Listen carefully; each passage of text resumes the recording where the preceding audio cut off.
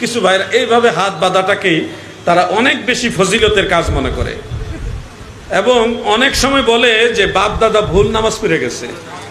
নাভির নিচে হাত বেঁধে এইভাবে নামাজ পড়াটাকে তারা ভুল মনে করে, আর এইভাবে ধরাটাকে তারা সহি মনে করে। অনেক সময় মুসল্লিদের মাঝে এগুলো নিয়ে কথা কাটাকাটি হয়। আমি অ্যাটাকমূলক ভাবে কথা বলবো না, ভালোবাসা দিয়ে দু একটা কথা বলি, শুনুন, মনোযোগ দিয়ে শুনুন। বুকের উপরে হাত বাঁধার সম্পর্কে যতগুলো হাদিস রয়েছে সবগুলি জয়ীফ, মুনকার, কোনটা মুরসাল, মানে সবগুলি দুর্বল, কোনো না কোনো ভাবে সবগুলি সমালোচিত। আর নাভির নিচে হাত বাঁধার ব্যাপারে হাদিস রয়েছে, সহিহ হাদিস আছে, হাসান হাদিস আছে, জয়ীফ হাদিসও আছে। কিন্তু বুকের উপরে হাত বাঁধার সবগুলি দুর্বল, সমালোচিত, ত্রুটিপূর্ণ। আর নাভির নিচে হাত বাঁধার সবগুলি দুর্বল না, কোনটা সহি, কোনটা হাসান, কোনটা দুর্বল। তুলনামূলক ভাবে যদি আপনি দেখেন সবগুলি দুর্বল ভালো না, যেখানে সহিও আছে, হাসানও আছে, দুর্বল আছে, ওটা ভালো? আপনাদের বিবেকে কোনটা বলে? যেখানে সহি আছে ওটাই তো ভালো। কোনো ভাই হয়তো বলতে পারেন জিহাদি ভাই, আপনি ইনসাফের সাথে বলছেন না যে সবগুলি বুকের উপরে হাত বাঁধা সবগুলি হাদিস দুর্বল, এটা আপনি ইনসাফের সাথে বলছেন না।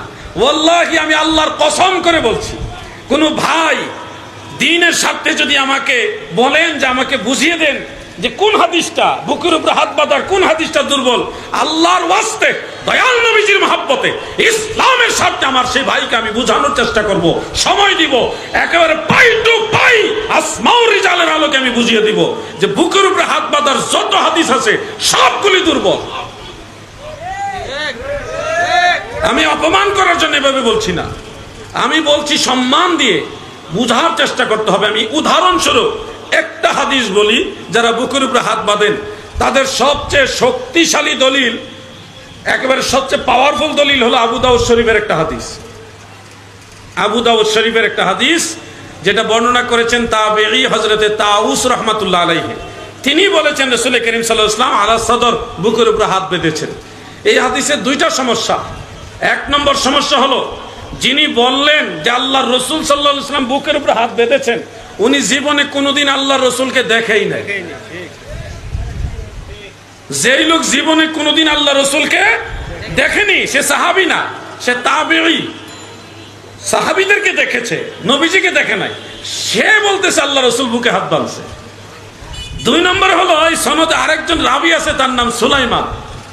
এই সুলাইমান নামক রাবী ইমাম আবু জুরাআ, ইমাম আবু হাতেম সহ এক দল মুহাদ্দিস বলেছে সে মুনকারুল হাদিস, তার হাদিস বর্ণনায় প্রচুর ভুল আছে, সে দাঈফুল হাদিস, দুর্বল রাবী। তাহলে দেখেন, যেটা তাদের কাছে সবচেয়ে শক্তিশালী মনে হয়েছে সেটার এই হাল, আর বাকিগুলির কি হাল?